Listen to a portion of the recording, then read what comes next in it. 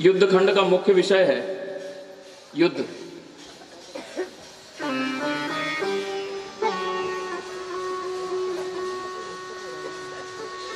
युद्ध के बारे में यह कहा जाता है कि युद्ध से हमको बचना चाहिए।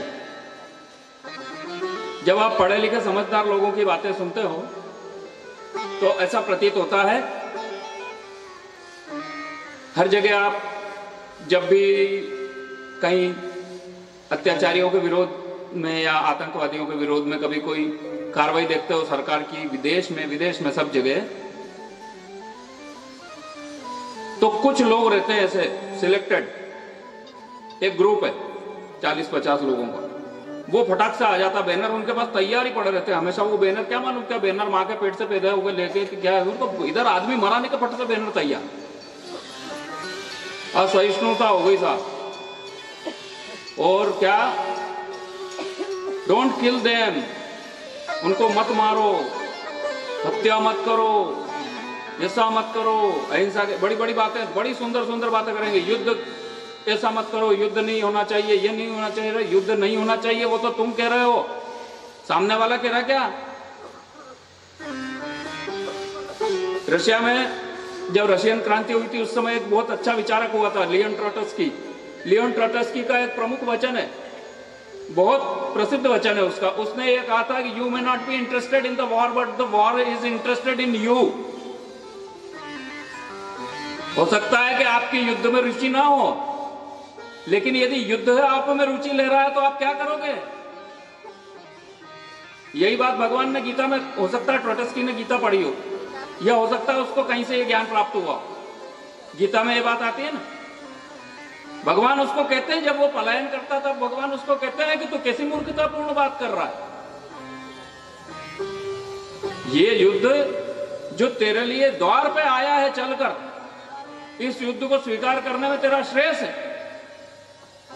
तुझे तो इस युद्ध को स्वीकार ही करना पड़ेगा, इसके सिवा कोई पांथ ही नहीं, कोई मार्ग ही नहीं तेरे पास। तो युद्ध का क्या होता है, युद्ध कभी कभी जीवन की अनिवार्यता बन जाता है। जब स्वराज्य या सुराज खतरे में होता, जब माता बहनों का सम्मान, उनका आनंद, उनका भोलापन, बच्चों की नटखट किलकारी, सामान्य मनुष्य का, साधारण मनुष्य का आराम से जीवन जीने की इच्छा का दमन होता। एक आदमी बेचारा, उसकी क्या गलती है, अपने घर से निकला है काम धंधा करने के लिए, नौकरी पे जाने के लिए निकला, दुकान पे जाने के लिए निकला है, और 5-10 लोग मिलकर के घेर करके उसको मार दे, सिर्फ इसलिए मार दे कि वो उनके धर्म को नहीं मान रहा।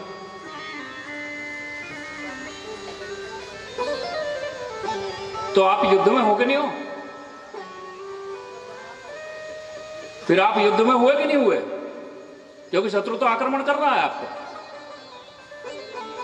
शत्रु को मालूम है शत्रु युद्ध में है। आपको क्या कहा जा रहा है? क्योंकि इन शत्रुओं के दलाल आपके बीच में बैठे हैं, जिनके नाम आप जैसे हैं, हिंदू नाम है, ये है वामपंथी। ये जैसे ही उन्होंने आपकी हत्या की वो कुछ नहीं कहेंगे, जैसे ही आपने प्रतिकार किया तत्काल बैनर प्रकट हो जाएंगे सब, और टीवी चैनलों पे आके हाय हाय करना शुरू कर देंगे, छाती कूटा करना शुरू कर देंगे, अरे मत मारो मत मारो, बेचारे गरीबों को मत मारो, बेचारे गरीब हजारों को मार दे। एक डॉक्टर साहब के घर में घुस के उनकी हत्या कर दी थी 3 साल पहले, आपको ध्यान हो तो। उनकी गलती क्या थी? बांग्लादेश से भारत क्रिकेट जीत गया था तो उनको जोश आ गया था, उन्होंने अपने बच्चे के साथ क्रिकेट खेला, बॉल जाकर के 2-4 जा रहे थे रास्ते में से, सड़क छाप उनको लग गई, रबर की बॉल, जिसको पूरी ताकत से भी अगर मारो तो कोई घायल नहीं हो सकता, वो रबर की बॉल उनको लग गई। गुस्सा उनको इस बात का था कि उनका देश हार गया, जबकि वो रोटियां भारत में खा रहे थे। वो आए अपने 40-50 जनों को लेकर के, वो डॉक्टर नारंग को अपने घर में घुस करके मार दिया उन्होंने। बीवी बच्चों के सामने उस आदमी की हत्या कर दी। 15 मिनट में उस आदमी को खून जार करके इतने घाव करे उसके शरीर में कि चेहरा पहचान में नहीं आया। औरत को उनकी औरतों ने पकड़ के रखा, और औरत ने अपने आदमी को छिन्न छिन्न होते हुए देखा आंखों के सामने। उस औरत से पूछो वो युद्ध में है कि नहीं, उस बच्चे से पूछो जिसने अपने बाप की मौत देख ली अपनी आंखों के सामने, हत्या, मौत भी नहीं, जब युद्ध आपको चुनता है उस समय शांति का भजन गाना मूर्खता है। इसलिए महाभारत में क्या वचन है? अहिंसा परमो धर्म है, धर्मो हिंसा तथैव च। पूरा वचन याद रखो। अधूरा ज्ञान अज्ञान से ज्यादा खतरनाक होता है। और ये आपका दुर्भाग्य है कि जब से अंग्रेज इस देश में थे तब से आपको आज तक अधूरा ज्ञान दिया। आपको क्या दिया? महावीर स्वामी ने अपने जीवन में कभी नहीं कहा हिंसा परमो धर्म। उनका नियम अलग था, उनके वचन अलग थे। बाद वालों ने चिपकाया उनके फोटो के नीचे, क्योंकि ये राजनीतिक हलकों में बहुत प्रचलित हो गया था नारा। महावीर स्वामी ने अहिंसा की बात करी, और उन्होंने अहिंसा की बात करी इसलिए करी क्योंकि वो जो थे वो एक साधु संप्रदाय के गुरु थे, तीर्थंकर थे। भगवान बुद्ध जो थे, भगवान एक साधु संप्रदाय के गुरु थे, बुद्ध थे। वो राजपाट त्याग करके, लड़ाई झगड़ा युद्ध हिंसा इत्यादि को त्याग करके तपस्या और साधना के मार्ग पे आए थे। जो साधना और तपस्या के मार्ग पे आया था उसको तो युद्ध नहीं करना है। तो उन्होंने जो अपने भिक्षुओं को और अपने मुनियों को उपदेश दिए थे, वो मुनियों को उपदेश जाकर के सारे समाज को पढ़ा दिए। सबको कह दिया कि अहिंसा अहिंसा अहिंसा अहिंसा अहिंसा मतलब क्या? अब ऐसी अहिंसा की अजीब अजीब धारणाएं चल पड़ी। अहिंसा की कि सामने वाला तुमको मारा है तो तुम खाओ बैठे बैठे। फिर चुटकुला भी आया फिर बीच में कि एक पहलवान था, वो अहिंसावादी हो गया। उस पहलवान को एक कीड़ी का दूल्हा पतला कमजोर आदमी था, वो हिंसक था, उसने आकर के उस पहलवान के एक चांटा रख दिया। पहलवान ने सुन रखा था भाई कि ऐसा कहा गया है कि हमको अहिंसक होना चाहिए, और एक गाल पे चांटा पड़े तो दूसरा गाल आगे कर देना चाहिए। तो पहलवान ने बड़े प्रेम से दूसरा गाल भी आगे कर दिया। उसने एक रख के दूसरे गाल पे भी दिया, तो पहलवान ने उठा के उसकी हड्डी पसली तोड़ दी। अब जिन गुरुजी ने उसको अहिंसा का उपदेश दिया तो उन्होंने कहा क्यों रे पागल, ऐसा क्यों किया? उसने कहा गुरुजी तीसरा गाल था ही नहीं, मैं क्या करता? तीसरा गाल था ही नहीं, मैं स्वतंत्र हूं। उसके बाद मैंने 2 बार आपकी बात रख ली, 2 बार अहिंसा के सिद्धांत का पालन किया। पहलवान वैसे समझदार था, तो इतनी अहिंसा का पालन करना चाहिए। जब तक आपके 2 गाल पर एफर्ट पड़ रहे हैं तब तक आप अहिंसा का पालन करो। जब सामने वाला तीसरे गाल पे मारने के लिए तैयार हो जाए तो फिर हड्डी पसली एक करो। धर्मो हिंसा तथैव च। इसलिए युद्धखंड का मूल भाव क्या है? युद्धखंड का मूल भाव यह है कि जब आसुरी शक्तियां प्रबल हो जाती है, असुर प्रबल हो जाते हैं, देश में शांति प्रिय आदमी, अहिंसक व्यक्ति, साधु, मुनि, भिक्षु, ब्राह्मण, गृहिणी, बालक, इनका जीवन संकट में पड़े, उस समय जो बलशाली होते हैं, जो क्षत्रिय होते हैं, उनका कर्तव्य होता है कि शस्त्र हाथ में लो और युद्ध करो, रोको इन शक्तियों को। कर्तव्य तुम्हारा। और ऐसा नहीं कि अपन ने खाली ये कहानियां ही पढ़ी है, अपन ने कथाएं पढ़ी है। ये जो जिस टाइम का, ये जिस समय का शिव पुराण है, उसके बाद में जो कथाएं हुई है वो कथाएं तो वास्तविक घटनाएं होते हुए भी इतनी ऐसी चमत्कारी लगती है कि गजब की लगती है हमको। तो मैंने जब घोगा बापा की बात करी आपसे 2-3 दिन पहले कि 800 वीरों ने, 800 चौहान वंशी राजपूत वीरों ने 2 लाख की महमूद गजनवी की सेना का मुकाबला किया और 4 दिन तक उस सेना को रोक करके रखा। और उसके बाद में 20,000 सैनिकों को, 20,000 विधर्मियों को काटने के बाद में वो मरे। वीरता किसी अंश में कम नहीं है हमारे, पर हमारा क्या है कि हम बहुत विचित्र प्रजाति हैं। हम जो करते हैं वो पूरी तीव्रता से करते हैं और पूरे दिल से करते हैं, पूरे तबीयत से करते हैं। हम क्या जब सोते हैं तो ऐसे सोते हैं पूरी तरह से कि पूरा ही सो जाते हैं। हमारा कितना ही कुछ भी निपट जाए, खटिया के नीचे आग लग जाए, तब तक सोए रहते हैं। और जब पता चल, और जब जगते हैं तो फिर ऐसे जगते हैं कि सामने वाला हाथ जोड़ने लग जाए, देवता अब तो सो जा, तो भी नहीं सोते, फिर मानते ही। फिर जब तक पूरी धरती सनातन धर्म के नीचे नहीं आ जाएगी तब तक सोएंगे नहीं। तो ये क्या है, अब सनातन धर्म का जागरण काल आरंभ हुआ है।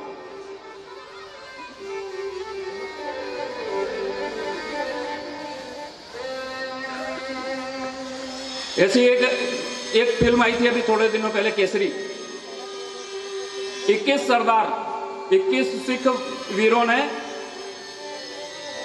10,000 लोगों से मुकाबला किया था और 10,000 लोगों की सेना को रोक करके रखा उन्होंने, और कई 1,000-1,500 लोगों को मार दिया उन्होंने। 21 लोग मात्र। और एक आपके बांसवाड़ा के राजवंश जो है, इनके पूर्वज बप्पा रावल अरबों को मारते मारते भारत से अरब तक छोड़ करके आए और उसके प्रमाण में भारत से लेकर के अरब के बीच में जगह जगह शिवलिंग स्थापित है उनके करे हुए। ये बप्पा रावल, जिनके वंशज अपने यहाँ पे बांसवाड़ा दरबार और भी है राजस्थान में। तो ये क्षत्रिय वीर और ऐसे ऐसे वीर हमारे यहाँ को, ये वीरता का क्या हुआ? इस वीरता को कह दिया कि युद्ध खराब है, युद्ध नहीं करना। फिर अंग्रेज आए, अंग्रेजों ने 200 सालों में शिक्षा पद्धति के नाम पे कुछ भी चलाया। फिर आपकी शिक्षा पद्धति जो है, अब आज की तारीख में क्या हो गया कि आज की तारीख में यदि आपको युद्ध करना है तो सबसे पहले तो वैचारिक युद्ध करना पड़ेगा। एक वैचारिक युद्ध होता है और एक शस्त्र का युद्ध होता है। शस्त्र का युद्ध करने का समय अभी नहीं है, क्योंकि सबसे पहले तो आपको यह समझाना आवश्यक है कि आपका समाज युद्ध से गुजर रहा है।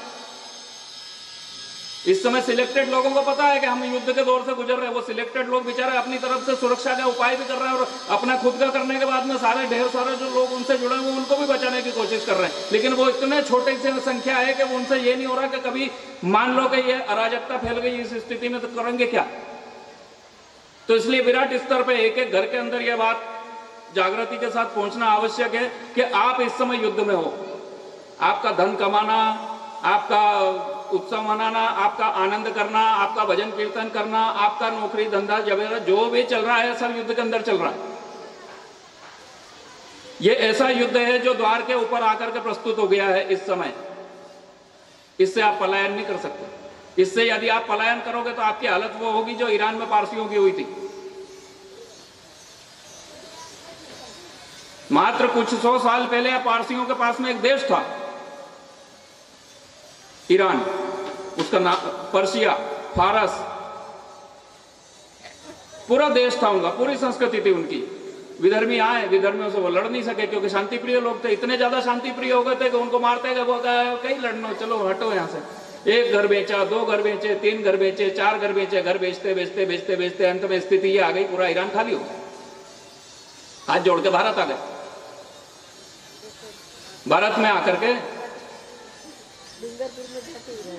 बड़े बड़े परिवार हैं साहब, रईस परिवार, पूरी जनसंख्या का 1% 2% भी नहीं है। गोदरेज, टाटा, ये सब जितने भी हैं, बिड़ला तो बनिया है, बिड़ला तो हिंदू, गोदरेज और टाटा, इसके अलावा भी हैं 2-3 अंकलेश्वरिया वगैरह, ऐसे बड़े बड़े परिवार हैं, सभी रईस हैं, सभी धनी हैं। लेकिन धनी होने का मतलब क्या है? उनकी खुद की लिपि भूल गए, उनकी खुद की संस्कृति भूल गए, उनके खुद के देवता भूल गए। बेचारे गुजराती बोलते हैं सब जगह, फारसी जहां मिलेंगे आपको गुजराती बोलते हुए मिले। गुजराती उनकी बोली थोड़ी थी, उनकी बोली फारसी थी, फारसी भूल गए। और ये भी फारसी, ये वाली फारसी नहीं जो अभी चल रही है, वो पुरानी फारसी थी जो अरबों के आने के पहले थी। वो फारसी खत्म हो गई, लिपि खत्म हो गई, ग्रंथ खत्म हो गई। ईरान में फिर भी अभी जागृति आ रही है। अब ईरान के लोगों ने ये कह दिया कि हमारा धर्म, हमारे पूर्वजों ने कुछ भी बदलाव कराओ लेकिन हम सबसे पहले ईरानी। ये इतना तो उन्होंने कहना शुरू कर दिया, इतनी तो उनके वो अपनी पुरानी संस्कृति को फिर से जीवंत कर रहे हैं। लेकिन अब क्या इतना देर हो चुकी है कि जो बेचारे पुराने लोग थे वो तो कहीं कहीं भागते फिर रहे, सारी दुनिया में भागते फिर रहे, उनका कोई देश नहीं। और एक दूसरी एक कौम थी यहूदी, इनके पास में भी देश नहीं था। 1947 में लड़ झगड़ करके इन्होंने छोटा सा देश ले लिया इजराइल, और आज तक डटे हुए मैदान में। 70 साल में इन्होंने अपने देश को मजबूत कर लिया, और इतना मजबूत कर लिया कि आज इनके ऊपर कोई आंख उठा के देख नहीं सकता। तो ये क्या होता है कि ये ऐसा होता है कि शांति और युद्ध के अपने अपने नियम होते हैं।